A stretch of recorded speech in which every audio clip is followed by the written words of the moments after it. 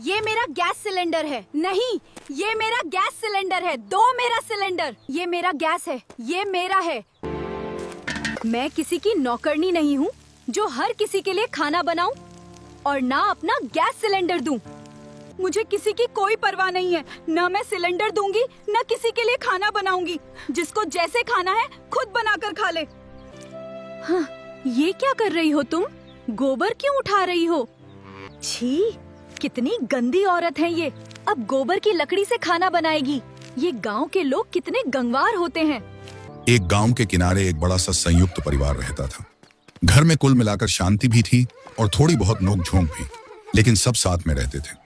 घर में दो बहुएं थीं। एक थी गांव की बहू राधा, जो सीधी सादी, मेहनती और थोड़ी भावुक स्वभाव की थी। दूसरी थी शहरी बहू नीतू, जो शहर में पली बढ़ी थी, तेज बोलने वाली और घमंडी भी। उसे हमेशा लगता था कि गांव की जिंदगी बहुत पुरानी सोच वाली है। घर में खाना हमेशा गैस चूल्हे पर बनता था। रसोई में सिलेंडर रखा रहता था और उसी से पूरे परिवार का खाना बनता था। एक दिन पूरे देश में खबर फैल गई कि गैस सप्लाई खत्म हो गई है। पहले तो किसी ने गंभीरता से नहीं लिया, लेकिन धीरे धीरे हकीकत सामने आने लगी। घर में भी वही हाल हो गया। सुबह जब राधा रसोई में गई तो गैस जलाने की कोशिश की, लेकिन चूल्हा जला ही नहीं। वो घबरा गई। बाबूजी, गैस खत्म हो गई।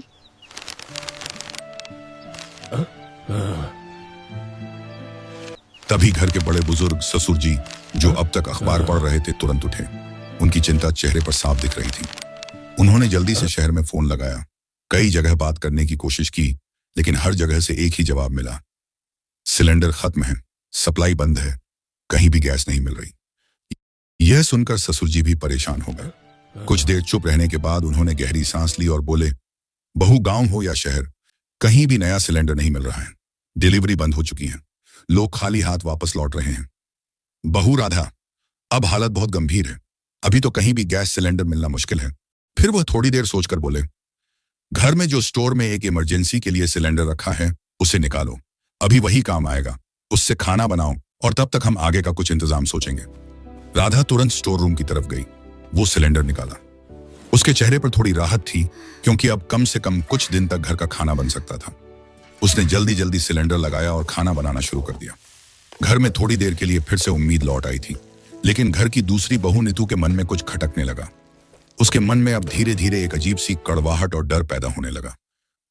वह सोचने लगी, अगर ये इमरजेंसी सिलेंडर भी खत्म हो गया तो क्या होगा? इतने महीनों तक तो कहीं से गैस मिलने वाली नहीं है। फिर खाना कैसे बनेगा? हम तो भूखे मर जाएंगे। मुझे कुछ तो करना पड़ेगा। मैं ससुराल वालों के साथ नहीं रहूंगी। अपना गैस चूल्हा अलग कर लेती हूँ, तब ज्यादा लोगों का खाना भी नहीं बनाना पड़ेगा। गैस भी बची रहेगी। अगले ही दिन जब घर के लोग अपने अपने काम में लगे थे, नीतू चुपचाप उठी। उसने इमरजेंसी सिलेंडर को देखा, फिर अचानक उसे उठाया और घर के पीछे एक छोटे से कमरे में ले जाकर छिपा दिया। उसका चेहरा सख्त था और मन में सिर्फ एक ही बात थी, अगर सबने इस्तेमाल कर लिया तो हमारे लिए क्या बचेगा? अब इस गैस पर सिर्फ हमारे लिए खाना बनेगा, पूरे परिवार के लिए नहीं। अगली सुबह राधा हमेशा की तरह रसोई में गई। उसने चूल्हा जलाने की तैयारी की और इधर उधर देखा। सिलेंडर कहाँ रखा था? वह इधर उधर ढूंढने लगी, लेकिन सिलेंडर वहां था ही नहीं। अरे, गैस सिलेंडर कहाँ गायब हो गया? यहीं पर तो था। सुनो, घर में पूछने गैस सिलेंडर कहीं दिखा क्या? माँ जी, आपने गैस सिलेंडर देखा क्या? लेकिन किसी को कुछ नहीं पता था। घर में अचानक फिर से तनाव फैल गया। इसी बेचैनी के बीच राधा को घर के पीछे से एक हल्की हल्की खाने की खुशबू आने लगी। वह हैरान रह गई, ये खुशबू कहां से आ रही है? धीरे धीरे वह उस दिशा में बढ़ी जहां से खुशबू तेज हो रही थी। जैसे जैसे वह पास पहुंची, उसे आवाजें भी सुनाई देने लगी। चूल्हे की हल्की आवाज, बर्तन की खनक। राधा ने धीरे से दरवाजा खोला और जो उसने देखा, वह देखकर वह एक पल के लिए सन्न रह गई। नीतू वहां अकेले खाना बना रही थी और इमरजेंसी सिलेंडर वहीं रखा था। नीतू को घर के पीछे चुपचाप खाना बनाते देख राधा एकदम हैरान रह गई। कुछ पल वह वहीं खड़ी रह गई, फिर धीरे धीरे आगे बढ़ी और बोली, तुम यहाँ क्यों खाना बना रही हो? रसोई घर में क्यों नहीं? नीतू ने उसकी तरफ देखा, लेकिन कुछ बोली नहीं। उसका चेहरा सख्त था, आंखों में अजीब सी चुप्पी थी। राधा ने हल्की मुस्कान के साथ फिर कहा, कोई बात नहीं, कहीं भी खाना बने घर के लिए ही तो बन रहा है। लेकिन उसकी यह बात नीतू के दिल तक नहीं पहुंची। अचानक नीतू का गुस्सा फूट पड़ा। मैं किसी की नौकरनी नहीं हूँ जो हर किसी के लिए खाना बनाऊं और ना अपना गैस सिलेंडर दूं। ये खाना सिर्फ मेरे परिवार के लिए है, मेरे पति और मेरे बच्चों के लिए और मेरे लिए। उसकी बात सुनकर राधा एकदम सन्न रह गई। उसके चेहरे की मुस्कान गायब हो गई। नीतू और तेज आवाज में बोली, और आज के बाद से तुम लोग अपना देख लो। मैं किसी को गैस सिलेंडर नहीं दूंगी, न खाना बनाकर दूंगी। उसकी यह बात जैसे पूरे घर पर बिजली गिरने जैसी थी। नीतू की आवाज सुनकर घर के अंदर सब लोग बाहर आ गए। ससुर जी, सास, राधा, राधा का पति और नीतू का पति सब वहां इकट्ठा हो गए। सारा माहौल तनाव से भर गया था। नीतू का पति आगे आया और उसे समझाने की कोशिश करने लगा। नीतू, ये क्या बोल रही हो तुम? ये हमारा घर है, हमारा परिवार है। ऐसे मुश्किल समय में हमें साथ रहना चाहिए। लेकिन नीतू के चेहरे पर कोई बदलाव नहीं आया। उसने साफ साफ कह दिया। उसकी बात सुनते ही सास की आंखों में आंसू आ गए। ससुर जी चुप हो गए। राधा का पति सिर झुकाकर खड़ा रह गया और राधा, वह बस टूट सी गई थी। घर का पूरा माहौल उदासी और दर्द से भर गया। धीरे धीरे नीतू ने अपना अलग इंतजाम शुरू कर दिया। वह घर के एक हिस्से में अलग खाना बनाने लगी। न किसी से बात, न किसी की मदद। सास ससुर को भी उसने पूछना बंद कर दिया। राधा और उसके पति को भी वह नजरअंदाज करने लगी। अब घर में दो हिस्से बन चुके थे। एक तरफ पूरा परिवार जो मिलकर किसी तरह गुजारा कर रहा था, और दूसरी तरफ नीतू जो अकेले अपने लिए खाना बना रही थी। राधा की चिंता बढ़ी। राधा हर दिन यह सब देखती और अंदर ही अंदर परेशान होती जा रही थी। अब मैं अपने परिवार के लिए खाना कैसे बनाऊं? क्या करूं? कुछ समझ नहीं आ रहा। उसे लग रहा था कि अगर ऐसे ही चलता रहा तो यह घर पूरी तरह टूट जाएगा। गैस पहले ही खत्म थी, ऊपर से परिवार भी बिखर रहा था। राधा के मन में हर दिन चिंता बढ़ती जा रही थी। एक दिन वह चुपचाप अपनी सास के पास गई और बोली, माँ जी, मैं पास के छोटे जंगल जा रही हूँ, शायद वहाँ से कुछ लकड़ियाँ मिल जाएं। बहू, सास ने चिंता से कहा, बहू, अब तो वहां भी ज्यादा लकड़ियां नहीं बची हैं। गैस खत्म होने के बाद पूरे गांव के लोग वहीं से लकड़ियां ले रहे हैं। राधा ने धीरे से कहा, कोई बात नहीं माँ जी, जो भी मिलेगा मैं ले आऊंगी, सूखे पत्ते ही क्यों न हों। उसकी आंखों में हिम्मत थी, लेकिन चेहरे पर चिंता भी साफ दिख रही थी। वह एक खाली टोकरा उठाकर जंगल की ओर निकल पड़ी। जंगल की तरफ बढ़ता कदम। जंगल का रास्ता सुनसान था। राधा चलते चलते सोच रही थी, क्या सच में अब सब खत्म हो गया है? क्या घर कभी फिर से पहले जैसा हो पाएगा? लेकिन फिर भी वह रुकी नहीं। वह आगे बढ़ती रही, सूखी लकड़ियों और पत्तों की तलाश में। राधा जंगल गई थी, लेकिन आज हालात पहले से भी ज्यादा खराब थे। वह इधर उधर भटकती रही, कभी झुककर जमीन देखती, कभी पेड़ों के नीचे झांकती। काफी देर बाद उसे कुछ छोटी छोटी सूखी लकड़ियां मिली, कुछ पतली डालियां, कुछ सूखे पत्ते और टूटी हुई टहनियां। उसने धीरे धीरे उन्हें इकट्ठा किया। हाथों में खरोंच आ गई थी, लेकिन वह रुक नहीं रही थी। बस इतना ही मिल पाया। राधा थकी हुई हालत में घर लौटी।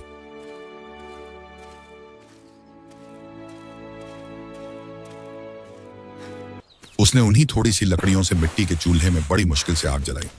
धुआं बहुत था, आंखों में जलन हो रही थी, लेकिन फिर भी वह किसी तरह खाना बनाने में लग गई। घर में उस दिन भी जैसे तैसे खाना बना। पूरा परिवार एक साथ बैठकर खाने लगा, लेकिन माहौल पहले जैसा नहीं था। एक तरफ पूरा परिवार था जो मजबूरी में साथ बैठा था, और दूसरी तरफ नीतू थी जो अपने अलग हिस्से में गैस चूल्हे पर खाना बना रही थी। वह किसी से बात नहीं करती थी, न किसी को बुलाती थी, न किसी को देखती थी। सिर्फ अपने पति और अपने बच्चों के साथ अलग खाना खाती थी।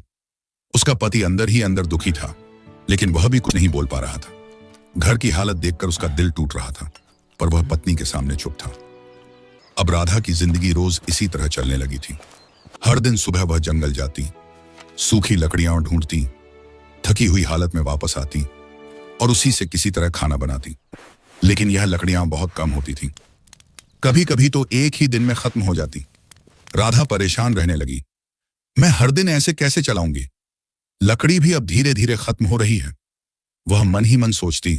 एक दिन राधा को अचानक एक विचार आया। वह गांव के पास स्थित गाय के तबेले गौशाला में गई। वहां उसने देखा कि बहुत सारा गोबर पड़ा हुआ है। थोड़ी देर वह चुप रही, फिर उसने धीरे धीरे गोबर इकट्ठा करना शुरू कर दिया। इसी बीच दूर खड़ी नीतू यह सब देख रही थी। उसका चेहरा घृणा से भर गया। हे, ये राधा गौशाला में गोबर क्यों उठा रही है? क्या करेगी ये गोबर? वह नाक सिकोड़कर बोली। छी! हाँ, ये क्या कर रही हो तुम? गोबर क्यों उठा रही हो? राधा ने शांत होकर जवाब दिया, इसे सुखाकर मैं लकड़ी बनाऊंगी, इसी से खाना बनेगा। नीतू यह सुनकर जोर से हंस पड़ी। हा, गोबर से खाना, छी छी, क्या जमाना आ गया है। और वह हंसते हंसते वहां से चली गई। राधा ने उसकी बातों पर ध्यान नहीं दिया।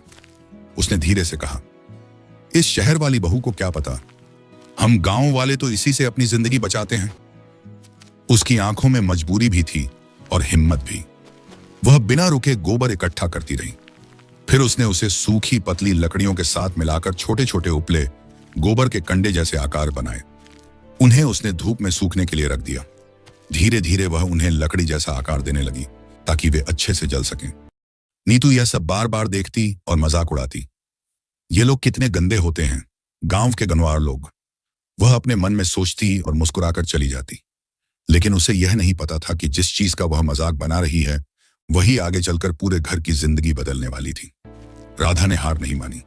वह रोज की तरह गोबर इकट्ठा करती, उसे पतली लकड़ियों के साथ मिलाकर अच्छे से गूंथती और धूप में फैलाकर सूखने के लिए रख देती। धीरे धीरे पूरे आंगन में कतार से रखे हुए गोबर के उपले सूखने लगे। कुछ दिनों बाद जब वे पूरी तरह सूख गए तो राधा ने उन्हें उठाकर संभाल कर रख लिया। अब उसके चेहरे पर पहले जैसी चिंता नहीं थी, क्योंकि उसे अपना रास्ता मिल चुका था। राधा ने उन सूखे उपलों से चूल्हा जलाया। आग है। हाँ बहू, बिल्कुल धुआं नहीं और खाना भी जल्दी बन रहा है। बहुत संतुष्ट हूँ। धीरे धीरे उसने उसी से पूरे परिवार के लिए खाना बनाना शुरू कर दिया। कम लकड़ी में, कम मेहनत में सबका पेट भरने लगा। सास यह सब देखकर बहुत खुश हुई। उनकी आंखों में गर्व था। मेरी बहू ने घर संभाल लिया। घर में फिर से थोड़ी रौनक लौटने लगी। लेकिन दूसरी तरफ नीतू अब भी अपने अलग कमरे में गैस चूल्हे पर खाना बनाती थी। वह किसी से कोई मतलब नहीं रखती थी। वह, उसका पति और उसके बच्चे, बस वही लोग उसका परिवार बन चुके थे। जब भी वह राधा को गोबर के उपलों से खाना बनाते देखती तो नाक सिकोड़ लेती।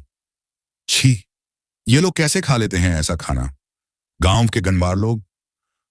वह मन ही मन हंसती और वापस अपने कमरे में चली जाती। ऐसे ही धीरे धीरे कई महीने बीत गए। एक दिन अचानक नीतू ने गैस चूल्हा जलाने की कोशिश की, लेकिन आग नहीं जली। उसने फिर कोशिश की, लेकिन इस बार भी वही। उसका चेहरा धीरे धीरे बदलने लगा। क्या गैस खत्म हो गई? उसका दिल जोर से धड़कने लगा। नीतू तुरंत इधर उधर भागी, अपने पति को बुलाया। सुनो, जल्दी देखो, गैस खत्म हो गई है। उसका पति भी घबरा गया। दोनों ने मिलकर कई जगह फोन किए, दुकानों पर पूछताछ की, लेकिन हर जगह से एक ही जवाब मिला, अभी भी गैस की सप्लाई बंद है, कहीं नहीं मिलेगी। अब नीतू के चेहरे का रंग उड़ चुका था। पहला दिन। नीतू ने सोचा, कोई बात नहीं, आज बाहर से कुछ खा लेंगे। लेकिन गांव में बाहर से खाने का भी कोई इंतजाम नहीं था। दूसरा दिन उसने सूखे नाश्ते से काम चलाया। तीसरा दिन, अब हालत खराब होने लगी। बच्चे रोने लगे, मम्मी भूख लगी है। उसका दिल टूटने लगा। वह इधर उधर देखती, लेकिन कोई रास्ता नहीं था।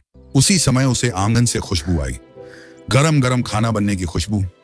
वह धीरे धीरे बाहर आई। देखा, राधा चूल्हे पर खाना बना रही थी। सास ससुर सब लोग पास बैठे थे, लेकिन सबके चेहरे पर सुकून था। नीतू कुछ पल तक चुपचाप खड़ी रही। उसके मन में तूफान चल रहा था। जिस चीज का मैं मजाक उड़ाती थी, आज वही उनकी ताकत बन गई। उसकी आंखें झुक गईं। नीतू के कदम धीरे धीरे राधा की तरफ बढ़ने लगे। उसका दिल जोर जोर से धड़क रहा था। अहंकार और मजबूरी के बीच लड़ाई चल रही थी। वह कुछ पल तक खड़ी रही, फिर धीरे से बोली, राधा। राधा ने पलट कर देखा। उसकी आंखों में हैरानी थी, क्योंकि इतने दिनों बाद नीतू ने उसे आवाज दी थी। नीतू की नजरें झुकी हुई थीं।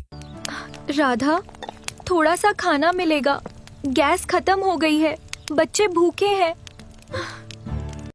उसकी आवाज में पहली बार घमंड नहीं, लाचारी थी। राधा कुछ पल के लिए चुप रही। उसने नीतू को देखा, फिर बच्चों को देखा, और फिर बिना कुछ कहे मुस्कुरा दी। अरे दीदी, ये भी कोई पूछने की बात है? ये घर आपका ही है, आइए बैठिए। राधा ने तुरंत थाली लगाई और बच्चों के सामने रख दी। बच्चे जल्दी जल्दी खाने लगे, जैसे कई दिनों से भूखे हों। नीतू यह सब देख रही थी। उसकी आंखों में आंसू आ गए। नीतू धीरे धीरे बैठ गई। वह रोते हुए बोली, राधा, मैंने बहुत गलत किया। मैंने तुम सबको छोड़ दिया। इतने मुश्किल समय में भी मैं अपने बारे में ही सोचती रही। उसकी आवाज कांप रही थी। मैंने तुम्हारा मजाक उड़ाया, तुम्हें एक गंवार कहा, और आज मैं उसी के सामने खड़ी हूं। वह रोने लगी। सास आगे बढ़ी और उसके सिर पर हाथ रखा। बहू, गलती इंसान से ही होती है, लेकिन जो समय पर समझ जाए वही सबसे बड़ा होता है। परिवार का मतलब ही यही है, मुश्किल में एक दूसरे का सहारा बनना। उस दिन के लीजिए बाद माँ घर जी, का माहौल ये बदल चटनी गया। भी बहुत अच्छी बनी है। हाँ बेटी, सब बहुत स्वादिष्ट हैं। तुम्हारा हाथ जादूगर है। नीतू, थोड़ी सब्जी और देना। नीतू ने खुद आगे बढ़कर कहा, राधा, मुझे भी सिखाओ ये उपले बनाना। मैं भी तुम्हारे साथ काम करूंगी। राधा मुस्कुरा दी। जरूर दीदी, हम सब मिलकर करेंगे। अब दोनों बहुएं साथ में काम करने लगी। एक गोबर इकट्ठा करती, दूसरी उपले बनाती, फिर दोनों मिलकर खाना बनाती। घर में फिर से हंसी लौट आई थी। कहानी का संदेश, समय ने नीतू को सिखा दिया कि घमंड कभी साथ नहीं देता। मुश्किल समय में साथ देने वाला ही अपना होता है, और असली समझदारी वही है जो हालात के साथ खुद को बदल ले। अब वह घर फिर से एक हो चुका था। जहां पहले अलग अलग चूल्हे जलते थे, अब फिर से एक ही चूल्हे पर पूरा परिवार साथ बैठकर खाना खाता था।